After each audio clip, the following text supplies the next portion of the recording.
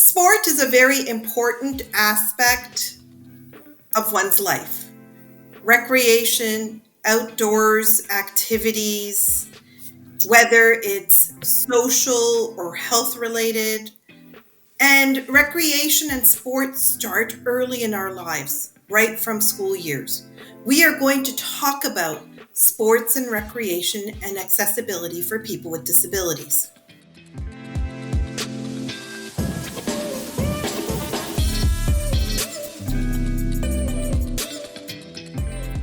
Welcome to another episode of The Pity Party. We are three Muslim Canadian women with disabilities, born in three different parts of the world, calling the Greater Toronto area home for several decades now, bringing you our combined experience of over 150 years, sharing our stories, and helping you have a party with our pity today. My name is Rabia and I'm blind. My name is Rafia and I'm in a wheelchair. My name is Omaya and I am in a wheelchair too. So ladies, today we're going to talk about sports and recreation and what role that's played in our lives. And I'm just going to take the opportunity to start. Sport, wow. Okay. Like every kid, I'd like to play on the playground so I could swing. Swings were my favorite recreational sport.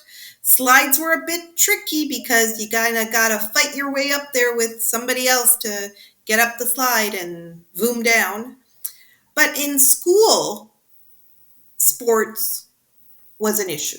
Gym class was an issue, especially when it came to team sports. Team sports like baseball, like soccer, like volleyball was challenging for me. I could surf a ball in volleyball. I could pitch a baseball. I could kick the soccer ball. I couldn't be the goalie. I couldn't be the catcher. I couldn't be the batter. And therefore, nobody wanted me on their team. Even at recess, oftentimes when I was a little kid, I was the one standing alone because nobody wanted to play with me. Unless I brought a skipping rope and then everybody wanted to share and use my skipping rope. And oh yes, I could skip really well. I was pretty good at it. And I always taught my kids over the years, if you ever see somebody alone on the playground when they were growing up, I said, just remember that was your mother. So please go include them. So let's talk about, what sport has meant to you guys. What, if any role it's played.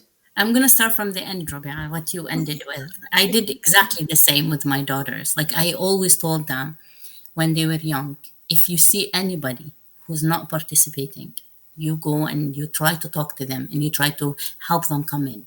So you feel included because that is your mom. I always told them that. So Yeah. that's Wow. Rabia, how you use exactly the same thing. Yeah. Growing up, team sports, no. I wasn't. I always sit on the side. I watch. I'm so good at watching, right? Because I sit on the side, right? And they won't let me because it's too risky, right? They think I have one disability and that's enough. Like, I'm going to hurt myself. So no, it was a no. But I played a lot with my brothers. I played all kind of brother, boys games, like, the marbles. I don't know if you guys, that time, we Yeah. play marbles, we play map, like we draw a map and we go hide and the other team has to find us. So I played a lot in the neighborhood with my brothers, like balls. They make me the goalie. I was good because the goalie don't have to move much, right? Sit there and I have long arms, so I reach the ball, right? So it was, I did as much as I could, but it was more individual and with friends. Mhm. I did not have a team sport, you will not believe it, until I turned 50. I was so not feeling well here. I was like suffering from health complications and I was looking for, something to do. And I searched Google and I found Just to be clear, Maya, you were not suffering because of your disability. when. People often use the word suffering for our disabilities, right? We don't suffer No, being no, disabled. I had health issues. Like I Health had other issues. health, Yeah. other no, no, it wasn't my it was my other health issues, Yeah. and I was looking for a sports, and then I found this wheelchair basketball in Mm. Brampton. So the good old me, I just walk in like a pro, and I walk in. Guess what they do? They put me in a chair, wheelchair basketball, and they give me a basketball, and they say play with the team. It was the house league, right? And I really, really loved it, even though I did not know anything about the rules. I did not know what to do, but they taught me, and I loved it. If I the freedom I felt on the court, it's unmeasurable. I cannot measure it to any other feeling of freedom in my life. Mhm. So, and I still cherish the sport, and I still like participate. Now we were off from COVID. Now we're back, so I really, really enjoy the sport. That's amazing. How something that you what Right? wasn't able to achieve in your childhood, you were able to realize that later in life. Eh? That's amazing. For me, what's interesting is that in my childhood, I grew up in a rehab center in an institution, and actually, I just remember that one of the things that I did participate in is swimming, right? And I love swimming, but the thing is, I can only use one hand when I swim. So when I'm swimming and I'm paddling with my one hand, I'm going in circles, right? Because you can only go with one hand. I'm like circle, circle. Then It's I like paddling learned, a boat, right? yeah, I'm like going in a circle, and then I learned that you gotta adapt, right? That instead of going like sideways, I had to go in front of my head, and do See, that paddling thing to go straight. good. So it's interesting how I don't know, nobody taught me this, but I just know this, right? You just do it. You just have that intuition, right? Yeah. But and then in Guyana, one of the major games that they play is cricket, and I love cricket, right? And I can bat, but I can't run. You know what I mean? And at that time, I had no wheelchair, and I could not walk, right? So I literally sitting on the grass or in the field, whatever, and trying to participate somehow, right? And a lot of the games, I was like the spectator, looking at the games or looking at other kids play, and not be part of it. Well, here was my problem, eh? I was the spectator who couldn't see that well and just cheered because everybody The else best cheered, but spectator in couldn't see town. it. Oh man. Like I bought tickets once with the school to So go cute, see a Robert. football game that I really couldn't see, You're you so cute, know. Robert. So cute. Right. I never quite understood the hype of sport from that regard. Like, what's the excitement? Yeah. But Robert, look, don't worry. I did that for you. I was a spectator for 50 years. You bought the ticket, but I did the actual work Hey, to but I watch was it. the proudest mom when, my daughter being the only child wearing hijab in her school won, the cross country race or whatever, came first place and competed in, with other schools, right? I was really proud of that. Oh, Maya, you and I know sport. You and I felt that it was really important to have sport in our Our children's kids, yeah, lives. yeah, yeah. And we Actually, created those opportunities for our we kids. overcompensated actually because Yeah. we lacked We it overdid it. abroad. Yeah. We overdid it. Like our kids were like in five sports at the same time. Who Oh wow. crazy? Who We, the crazy we parent who were does And, that? doing, and is that because of your own childhood? Overcompensating, yes, right? because we didn't have those opportunities, You want right? to Like make sure, yeah. Like like I didn't have the opportunity to swim. right? I wanted my children to swim, right? Same. And that was like a combination thing. I didn't have that opportunity a little bit because I was Muslim and I didn't know how to dress for it in a mainstream setting.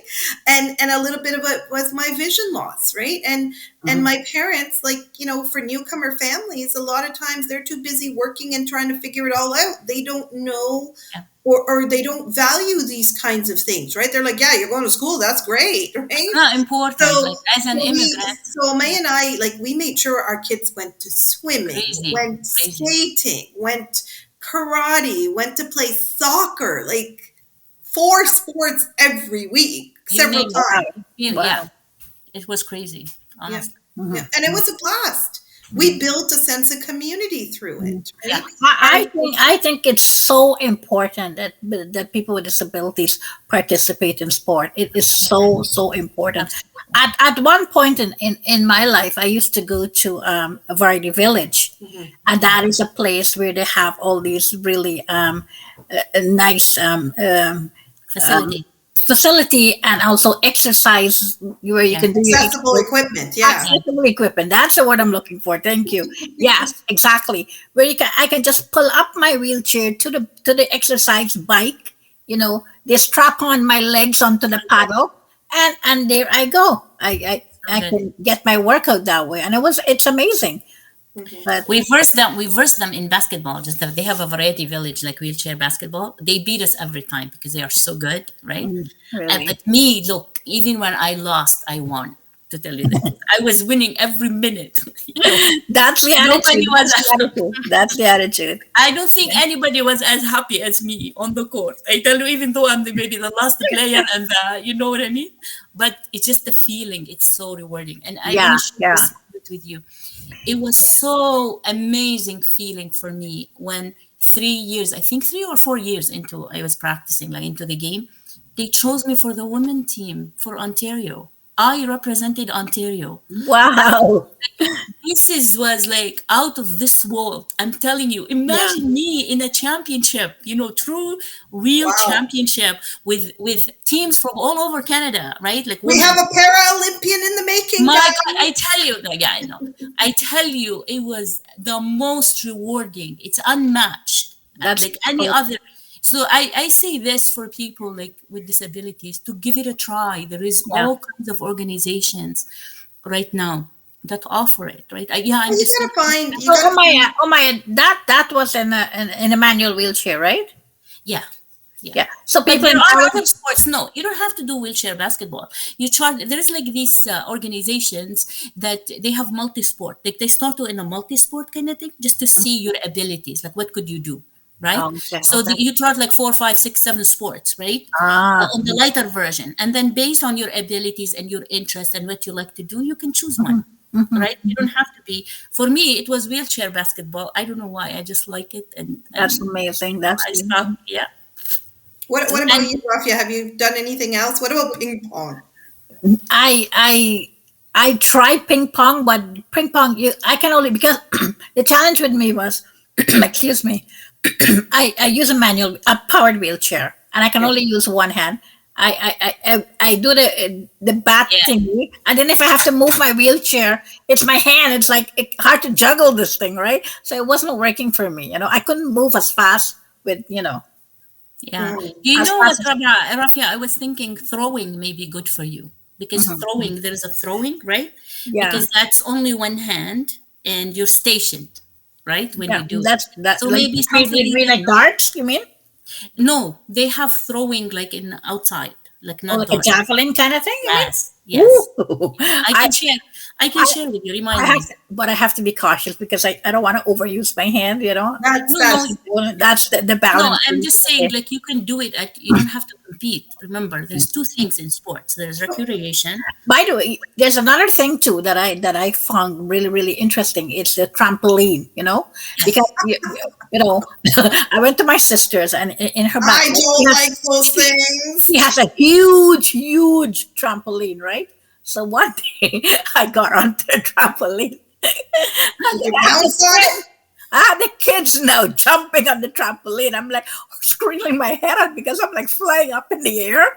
It was hilarious. It was good. It was good. It gets your heart I don't like to be moving. out of It gets your control. heart, but I it's do not like Me too. sports or recreational activities where I am out of control, Like, for example, if you go to, Wonderland or something, I don't like roller coasters. I don't like to feel out of control.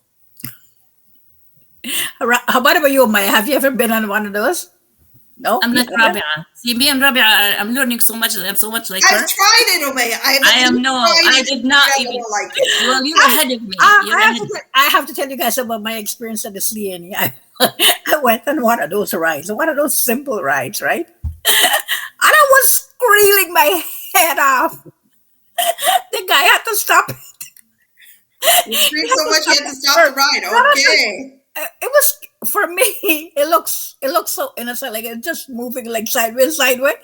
But the feeling that you get in it, it was like, oh my god, I'm gonna fall out of this thing. Good feeling or you're scared? I'm scared, scared. Oh yeah, me too. You know, I used to ride a bike as a kid. And then I got to a point where I couldn't see well enough to bike anymore.